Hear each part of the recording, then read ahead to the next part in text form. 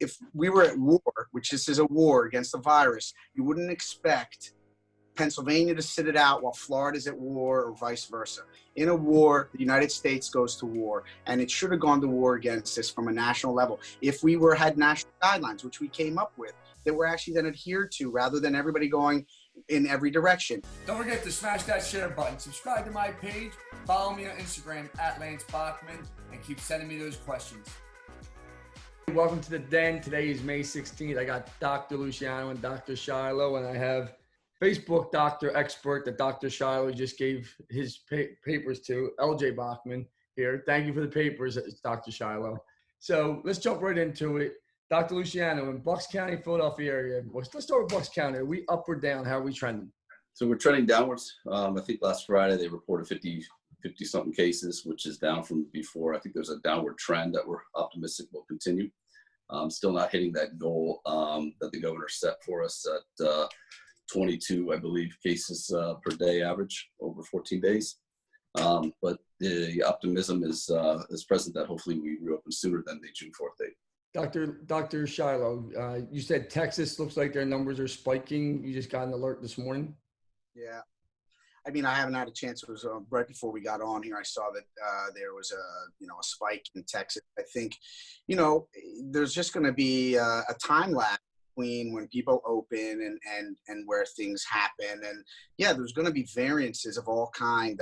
Different states are different from each other. A state like Georgia maybe had one or two, Atlanta, and maybe another one or two bigger cities, whereas other states are full of larger clusters of people that are clustered closer together.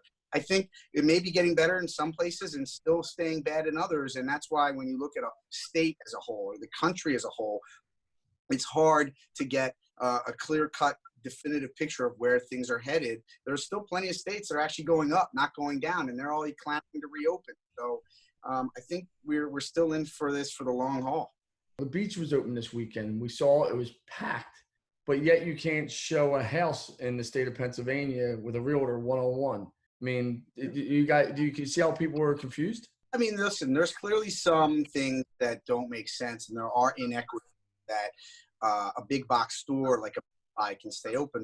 Small electronics store is closed. In fact, it's going to kill those places if they weren't already suffering under the the world of being destroyed by the Amazon and by et cetera.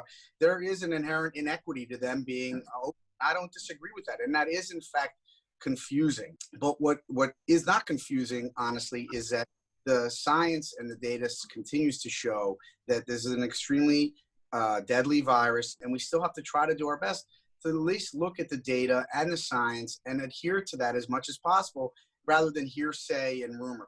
And I think a lot of the confusion becomes, well, we've done what you've asked, and we see these confusing things going on where people are in these big box stores, elbow to elbow almost, and touching the same things. I mean, it just looks like, well, if that's going on, how come there can't be a small business that does sell the same non-essential items that these other ones are doing to make a living? Why are they being penalized in a sense where they could probably control the environment? Elon Musk went in last week and said, arrest me, but I'm opening back up. Inside of 48 hours, the county in California said you can open back up. They let them stay open. They said you're taking measures. You're doing a great job. Kudos to you, Elon Musk. They changed everything, right? Now, that just looks like if you have money and you have power, that you can just do what you want to do. I mean, it doesn't seem they're locking people up in other states, and California is one of those states locking people up and citing them. But Elon Musk brings 4,000 people back and go to it. I mean, Dr. Shiloh, does that just seem absurd to you? Well, no, it's not right. It's our society. I mean, I'm sure that the Tesla factory employs a lot of people. I'm sure it brings in a lot of money to that particular county. And I'm sure it's a judgment call about what you should do when he could pull his plan, and maybe not so easily, but, he does have a lot more control. But the same thing goes in here. And I mean, the first people that were tested extensively were the NBA basketball players, asymptomatic people. And that's how this whole thing really got started when the NBA shut itself down, when a few people tested positive, where at that time I couldn't get a test. There should be a discussion, and it shouldn't be one-sided, So I think both sides need to hear each other. And there's people struggling, small business, especially, the whole stimulus package only covered a couple months, and there's, now they're stuck not even knowing when the opening date is, So there's also a lot of other ramifications with stay at home, with domestic violence, suicide, addiction, so there's and mental health, and also people not seeking care when they're frightened to go to the hospital. So there's a lot of other ramifications of this, so we're only going to begin to find out. Today's May 16th. Georgia opened up April 23rd, 24th. Me and Shiloh, Dr. Shiloh, were talking earlier this week, and it was a good conversation because if you look at their 7 to 14-day rolling average, it's been declining. It's almost half. Like, it just keeps getting lower and lower. You said, Dr. Shiloh, you weren't sure why, but you think weather might play a role in this, but you can't say for sure. I mean, that was your initial, and they might not have it be on top of it. Can you explain to people why you think?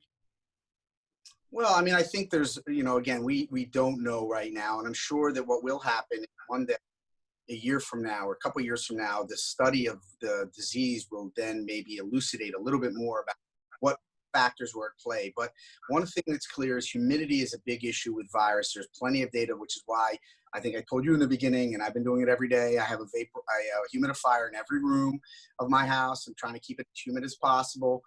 Whether that's made a difference or not, I don't know. I don't know if I've been exposed to the virus at someplace at work, but fortunately I haven't been sick. But humidity has been shown to play a role in the influenza virus, and I'm pretty sure coronavirus as well. The humidity especially is important, heat and humidity. Now that doesn't mean inside of a house, but it means outside on surfaces, the virus doesn't do as well in a humid environment, which has been shown many times with influenza.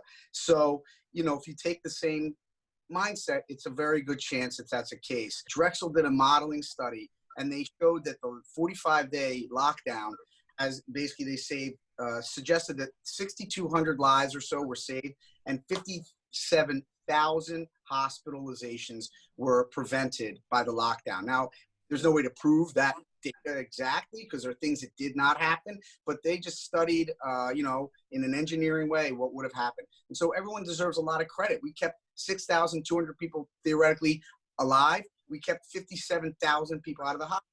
And it's been a good thing. Now we're going to have to step out of it, and maybe the warmth will help with that. People will still get sick, and we're just going to have to see what happens as this plays out a little further. Dr. Luciano, you own your own business. I believe that if you could go into a Walmart at this point in time, this is where my confusion is. And this is where I think, and when I post on social media, you'll see people just start attacking each other, which I don't like. I don't think you should attack each other. I think it should be a core conversation. The issue is I hate to use the word dictator as a governor, but it's becoming a dictatorship because there's no conversation. There's no, let's talk. He's not even meeting with the other senators and other people saying, let's have a conversation. It's just, if you open up, we're coming, we're locking you up, we're taking your licenses. But his cabinet company didn't close, and all these big box stores, which I believe donate to these parties, is part of the reason why they're considered essential. No one can sell me Home Depot is essential. So now you're being hit and all these other small businesses. Do you think you could open your place more safely than Walmart? I think most small businesses feel that, they can control that environment more. It's easier to control, 1,000 square feet than 10,000 square feet. Just having the ability to regulate who comes in. It's just the pure numbers and the environment. It would be my thought that yes, but I can understand where people get upset with one being able to open another. If there's a reason for it, I think people can understand the reasoning. But when there's no reason for why a place would sell non-essential items and still stay open, that just creates a different different standards. So Walt Disney World's opening up. But they're saying the schools might not open. California just canceled schools. You saw that about 25 of the universities all went online. But Walt Disney World's literally opening up. Does it seem crazy to you, Dr. Shiloh? Because every park holds about 100,000 people in Disney World. They're going to go at 30%. That's still 30,000 people. Is there any school that has 30,000 people jammed in that same small area that you know of? Walt Disney World is a company that is built upon making money. And then anyone who's ever traveled to Walt Disney World knows that every 5 feet, they're selling you something. You have to buy something. Your kids are asking you to buy something. They're in the business of making money. They're not in the business of people's well-being. Okay. Now they might say, well, we're taking whatever. They want to make money. They're a company. a school has to have a different mindset. Their responsibility is to their students and to their students' families, and schools. Reasons they've been closed and it's been shown to work in pandemics is because children are vectors for the disease. Yes, now we've seen a few very small percentage of kids get sick. The vast majority do not, but that doesn't mean they don't infect me. And then infecting me, I go see patients at work not knowing that I'm sick from my son who got sick from a friend of theirs at school. Do you think schools open up here in September? Well, there are models. That's a no. That's a no. That's a hell no. They can open. I think they can open, but I think we're going to have to be creative the way the school is run for the time being. Doesn't mean it has to be closed, but you have to take the science of how the virus works and then work with it.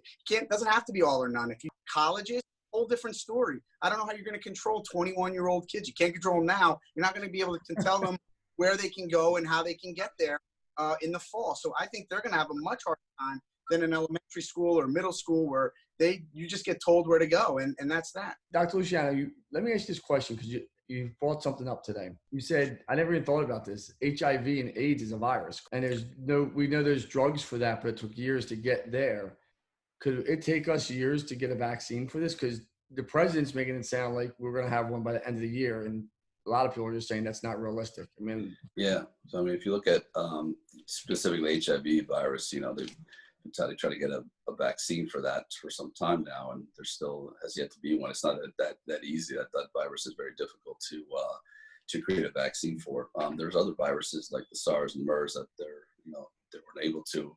There's never been a vaccine for coronavirus, the ones that cause the common cold, just because of variation mutation. So to say 100% we're gonna have a vaccine, I don't know. 12 to 18 months is a very short timeline when most vaccines take 5 to 7 years. So, the question becomes how efficacious is it and how safe it is. I mean, hopefully that's the case. That would be a game changer if we have something that's effective. But, I don't know that that's a fact that's going to happen. So, hopefully there's therapeutics that come out in between that can be effective. But there's a lot unknown, we still don't know if that's the case. Hopefully with all the resources we're throwing at it, that's what's going to happen. But who knows? First of all, I'm glad you brought up HIV and AIDS because I think you may know who led the charge and who was one of the biggest researchers and developers of all the medication for HIV. You know who that is? Dr. Fauci. Dr. Fauci. Okay. Mm-hmm. Second of all, there may not be a vaccine for it, but there are drugs now that have created it to be a chronic illness. There really is no more AIDS, full-blown AIDS very much, at least not in the areas of the world where you can get these 3-drug regimens. Something like remdesivir, that wasn't a coronavirus drug. That was an Ebola drug. And there are others out there.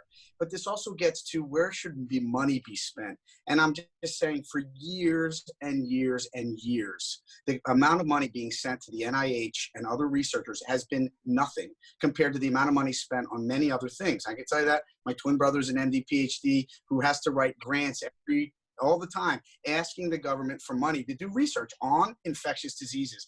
And it's been cut and cut and cut and cut. So maybe this will at least allow for someone to say, hey, maybe we shouldn't be cutting basic science research. Maybe we should be working on these things. And I think if the world collectively is working on a treatment or a vaccine for one illness, I do have hope that it will be more likely to come out rather than one guy who gets a small grant to research some small virus, but no one else is getting money, but we have to spend another $50 billion on another stealth bomber. I mean, these are that's called the opportunity costs. And you know that, you're someone who does business. There's a cost that comes with not spending money on something. So you spend $50 billion on a stealth bomber instead of giving it to the NIH to do research. Sometimes this is the outcome. And so maybe this will lead to a little bit of redistribution of money towards basic science research, and that we can work as a collectively, United States and all the other big countries, to find a treatment for this disease and the others that are going to come along after it. Do you think we'd be all on lockdown? Do you think we should be opening up? Do you think there should be communication at the top level instead of one person deciding individually, meaning Delaware's open, Rehoboth Beach this weekend, and we can't get a haircut here? I mean, I think there should have been a national approach to this. Every other country in the world has a national approach. Germany, France, England, Australia, New Zealand, where there's no more virus. I mean, there's a national Now, I get that the United States is a huge country, and I also get that states have a lot of power because of the way our republic is designed. But if we were at war, which this is a war against the virus, you wouldn't expect Pennsylvania to sit it out while Florida's at war, or vice versa. In a war, the United States goes to war, and it should have gone to war against this from a national level. If we had national guidelines, which we came up with, that were actually then adhered to, rather than everybody going in every direction. To consider that every state's situation is different right now, so some are completely dense and saturated, which makes them higher risk. There's more virus prevalence. So, I mean, I think that, at this stage, it's a different ballgame in the sense that, all right, we need to start reopening the economy. With that, we need to take everything into consideration.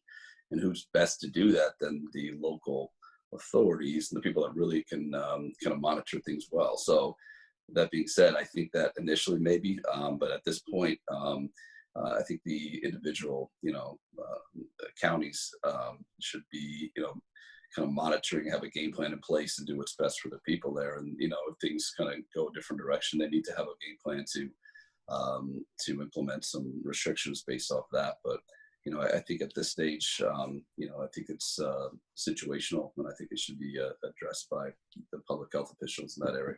Thank you both for being on the show. Everyone watching this, you got two of the best doctors in Bucks County here. Congratulations on your new practice opening here in Bucks County, Dr. Shiloh. I know you guys just opened on Monday. Stay safe, everybody. And the line is out. And these doctors are tremendous and great. Now I'm joking with you, Shiloh, now. But they're great people. And thank you so much.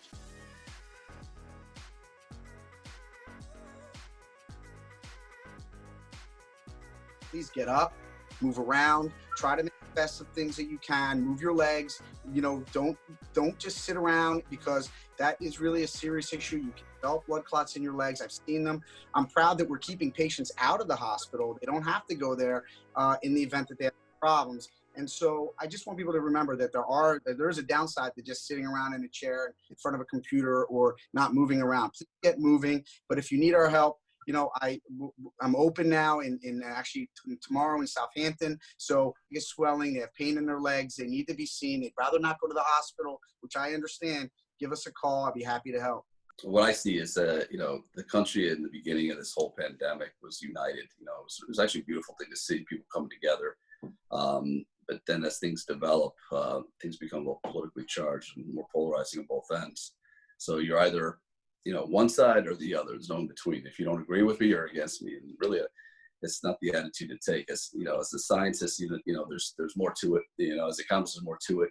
And I think when people don't feel heard, that's when they start getting mad and upset, and they don't hear anything else. So I think it's important to understand where everyone's coming from on this.